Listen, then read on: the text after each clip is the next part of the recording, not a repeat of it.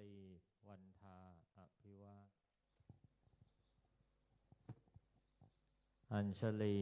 วันทาอภิวาท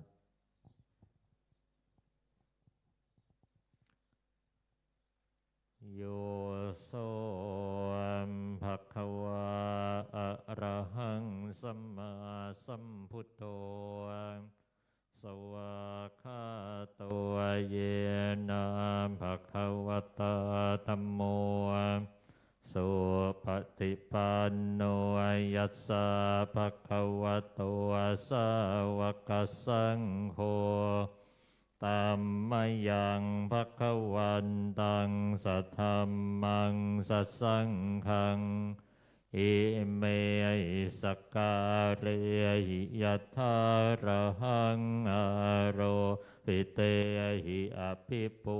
ชยามะสาธุโนพันเตภคะวาสุจิราปรินิพพุตโตปิอาจิมาชนตานุกรรมปมานัสสาอิเมสกาเลทุกขตาปนาการะภูเตปฏิคันหาตุอัมหากังทีฆรตังหิตายะสุขายะอะระหังสัมมาสัมพุทโธภควาพุทธังภควันตังอภิวาเทมิ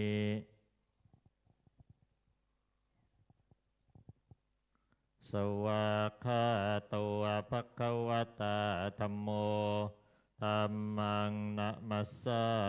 มิสุปฏิปันโนภควโตสาวกสังโฆสังฆังนะมามิหันนมยังวุตสะภะคะวะโตปุพพาคณมการังกะโรมะเสนะโมตัสสะภะคะวะโตอะระหะโตสัมมาสัมพุทธัสสะนะโม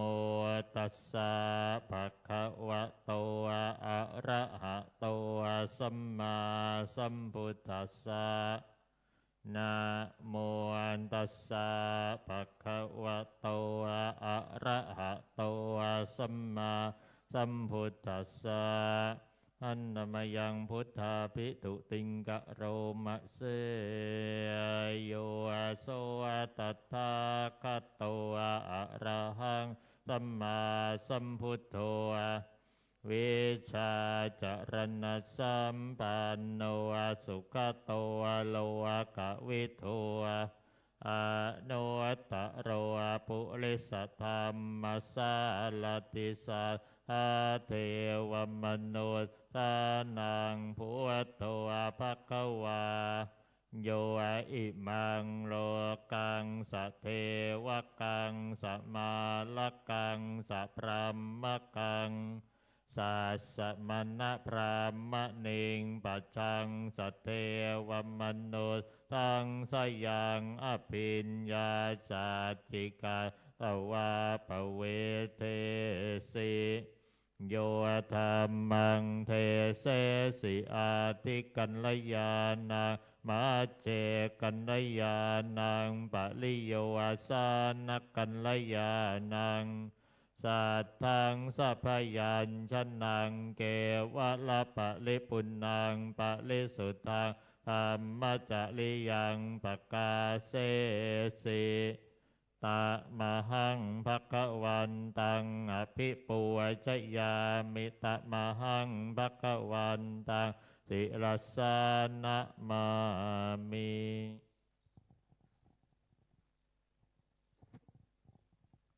อันนมยังธรรมาภิตุติงกะโรมะเสโยโสสวาหาโตภควตาธัมโมสันทิฏฐิโก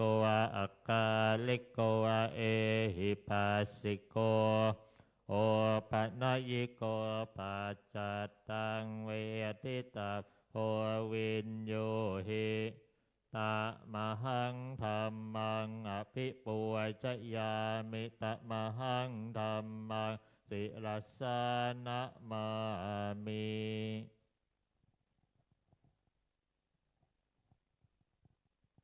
อันนมยังสังฆาภิตุติงกะโรมะเสยโยโสสุปฏิปันโนภะคะวะโตสาวกสังโฆโอชุปฏิปันโนภะคะวะโตสาวกสังโฆยายะปฏิปันโนภะคะวะโตสาวกสังโฆอาเมนจิมปันติปันโนภะคะวะโตสาวกสังโฆยะติทางจัตตาเลปุริสยุคานิอันตปุริสปุคลาเอสะภะคะวะโตสาวกสังโฆอาหุนายโยปาหุนายโยทักกินายโยอันทะเลกะระนิโยอนุตตะลังปุญญเขตังโลกัสสะตะมหังสังฆังอภิปูชยามิตะมหังสังฆังศิลสสานะมามิ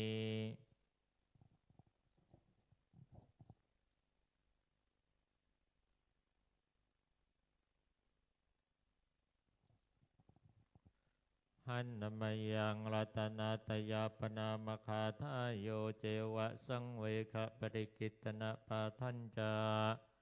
ปุวจนายกังวัตถุตยังวันตยตาปิสังขตังวุญยังมยายังมะมะสาผู้ปัตตวามาหวนตุเวตาสัพพาวสิทธิยาอิทะตถาคตวะโลวะเกอุปันโนวะอะระหังสัมมาสัมพุทโธธัมโมจะเทสิตวานิยานิโกวะอุปัสสมิโกวะปะลินิพพานิโกวะสัมโพวะทัคคาเมสุขตาอเวทิโตมายันตังธัมมังสุตวาเอวังจานามะชาติปิทุกขาชะลาปิทุกขามรณะปิทุกขังสวากปลิเทวทุกขโทมนัสสุปายาจาปิทุกขาอาปิเยหิสัมปโยวะโควะทุกโขอาปิเยหิวิปปโยวะโควะทุกโขยามปิชังนัลปฏิตามปิทุกขังตังคิเตนะปัญจุปาทานขันธาทุกขาไสยทิทังรูปูปาทานขันโทเวทนูปาทานขันโทสัญญูปาทานขันโทสังขารูปาทานขันโทวิญญาณูปาทานขันโทเยสังปริญญายะทะละมาโนวะโสภะคะวาเอวังบะอุลังสาวะเกวิเนติเอวังภาคาจะปนัสสะภะคะวะโตวะสาวะเกสุอนุสาสเนภะหุลาภวัตตติรูปังอนิจจังเวทนาอนิจจาสัญญาอนิจจาสังขาราอนิจจาวิญญาณังอนิจจังรูปังอนัตตาเวทนาอนัตตาสัญญาอนัตตาสังขาราอนัตตาวิญญาณังอนัตตาสัพเพสังขาราอนิจจาสัพเพธัมมาอนัตตาติเตมะยังโอตินามหาชาติยาชลามลเนนะ โตเกหิปลิเตเวหิทุกเขหิโทมนาเตหิอุปายาเตหิทุกขตินาทุกขปะเลตาอาเปวนามิมัสสเกวลัสสทุกขอันตาตะอันตะกิริยาปัญญาเยธาติจิระปะรินิพพุตัมเบตังภควันตังอุทิศอระหันตังสัมมาสัมพุทธังสัทธาอาคารสมาอนัคคาลิยังปัปปจิตาตัสสมิงภควติภัมมัจจริยังจลามะภิกขุนังสิกขาจาชีวัสสมาปันนาตังโนภัมมัจจริยังอิมัสสเกวลัสสทุกขอันทัตตะอันตะกิริยายาสังวัตตตุ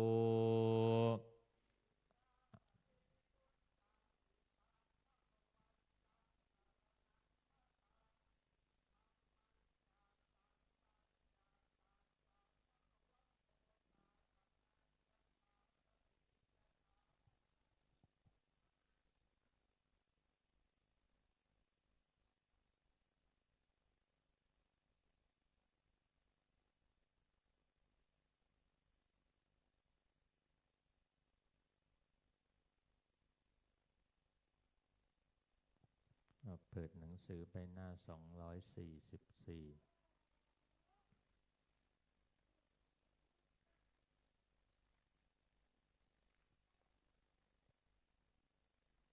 สวดบทมหาจักรพรรดิ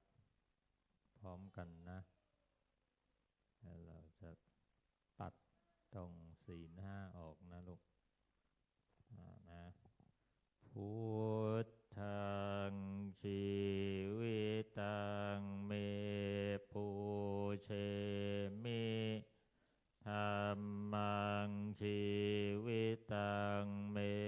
ปุเชมิสังฆังชีวิตังเม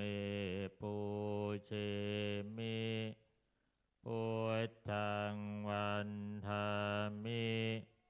ธัมมังวันธามิสังฆังวันธามิครูอุปัชฌาย์อาจาริยคุณังวันธามิมาตาปิตุคุณังวันธามิพระไตรสิกขาคุณังวันธามินะโมตัสสะภะคะวะโตอะระหะโตสัมมาสัมพุทธัสสะนะโมตัสสะภะคะวะโตอะระหะโตสัมมาสัมพุทธัสสะนะโมตัสสะภะคะวะโตอะระหะโตสัมมาสัมพุทธัสสะพุทธังอาราธนานังกโรมิธัมมังอาราธนานังกโรมิสังฆังอาราธนานังกโรมินะโมโพธิสัตโตอาคันติมายะอิติภควานะโมโพธิสัตโตอาคันติมายะอิติภควานะโมโพธิสัตโตอาคันติมายะอิติภควานะโมโพธิสัตโตพรหมปัญโยนะโมโพธิสัตโตพรหมปัญโย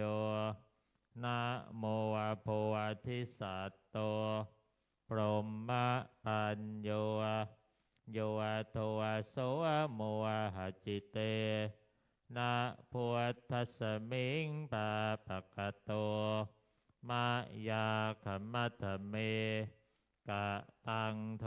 สังสัพพะปะปังวินัสสันตุโยโทโสโมหะจิตเตนะธัมมัสสมิงปะปะกะโตมายาคัมมัตเมกะตังโทสังสัพพะปะปังวินัสสันตุโยโทโสโมหะจิตเตนะสังคัสสมิงปะปะกะโตมายาคัมมัตเมกะตังโทสังสัพพะปะปังวินัสสันตุนะโมตัสสะภะคะวะโตอะระหะโตสัมมาสัมพุทธัสสะนะโมตัสสะภะคะวะโตอะระหะโตสัมมาสัมพุทธัสสะนะโมตัสสะภะคะวะโตอะระหะโตสัมมาสัมพุทธัสสะนะโมพุทธายะพระพุทธไตรรัตนญาณมณีนพรัตน์สีสหัสสะสุธรรมาพุทโธธัมโมสังโฆ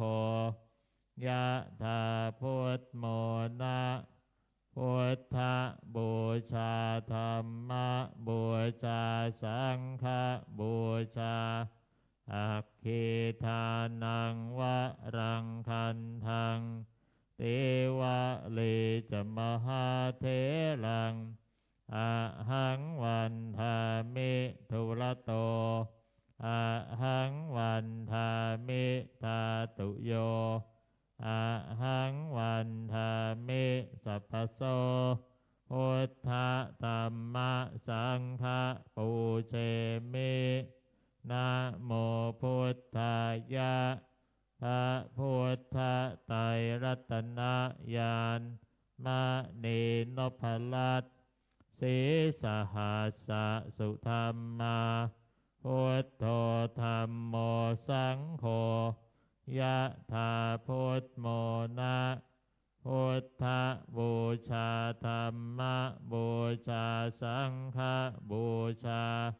อัคคีทานังวะรังคันทังเทวะลีจมหาเถรัง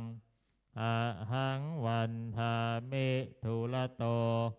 อะหังวันทามิทาตุโยอะหังวันทามิสัพพโสพุทธธัมมะสังฆบูเชมินะโม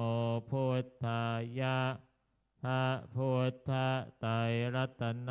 ญาณมณีนพรัตน์สีสหัสสะสุธรรมาพุทโธธัมโมสังโฆยะถาพุทโมนะพุทธบูชาธัมมบูชาสังฆบูชาอัคคีทานังวะรังคันทังเทวะลีจมหาเถรังอะหังวันทามิทุระโตอะหังวันทามิทาตุโยอะหังวันทามิสัพพโสพุทธธัมมะสังฆบูเชมินะโมพุทธายะพระพุทธไตรรัตนญาณมณีนพรัตน์สีสหัสสะสุธรรมาพุทโธธัมโมสังโฆยะถาพุทโมนะพุทธบูชาธัมมบูชาสังฆบูชาอัคคีทานังวะรังคันทังเทวะลีจมหาเถรังอะหังวันทามิทุระโตอะหังวันทามิทาตุโย อะหังวันทามิสัพพโสพุทธธัมมะสังฆะปูเชมินะโมพุทธายะพระพุทธไตรรัตนญาณมณีนพลัตน์สีสหัสสะสุธรรมาพุทโธธัมโมสังโฆยะถาพุทโมนะพุทธบูชาธัมมบูชาสังฆบูชาอัคคีทานังวะรังคันทังสิวะลีจะมหาเถรังอะหังวันทามิทุละโตอะหังวันทามิทาตุโยอะหังวันทามิสัพพโสพุทธธัมมะสังฆะปูเชมิ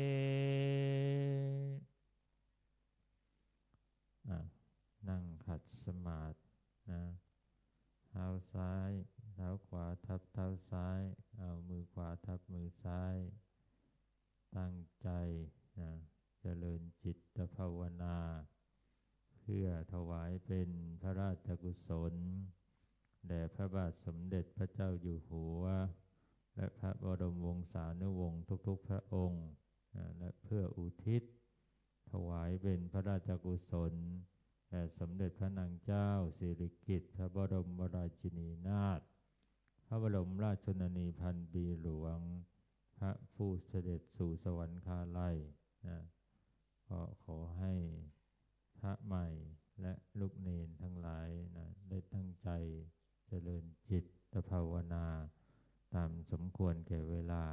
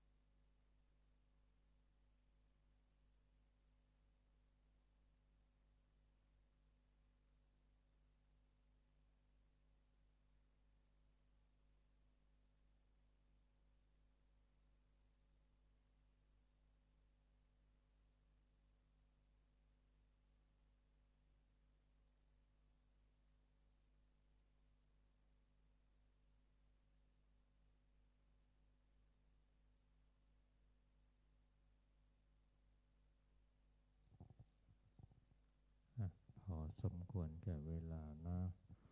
สัพเพพุทธาสัพเพธัมมาสัพเพ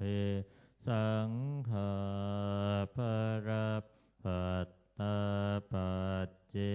กานันจะยังพระรังอรหันตานันจะเตเจนะรักขังพันธามิสัพพะโสสัพเพพุทธาสัพเพธัมมาสัพเพสังฆาภรัพพัตตาปัจเจกานันจะยังพระรังอรหันตานันจะเตเชนะรักขังพันธามิสัพพะโสสัพเพพุทธาสัพเพธัมมาสัพเพสังฆาภรัพพัตตาปัจเจกานันจะยังพระลังอรหันตานันจะเตเจนะรักขังพันธามิสัพพะโสพุทธังอทิฏฐามิธัมมังอทิฏฐามิสังฆังอทิฏฐามิ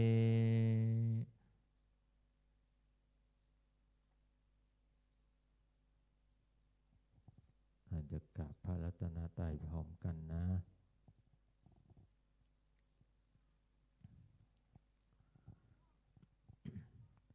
อะระหังสัมมาสัมพุทโธภคะวาพุทธังภคะวันตังอภิวาเทมิ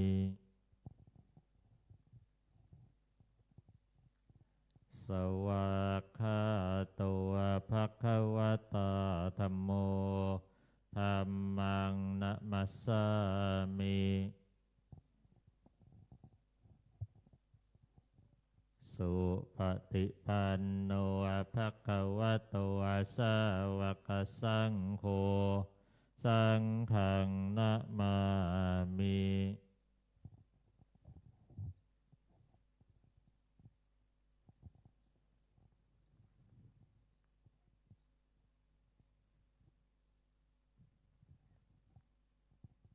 เอาพระใหม่นั่งคุกเข่าไว้ก่อนนะต่อไปทุกครั้งนะที่ทำวัดเสร็จหรือว่ามีกิจ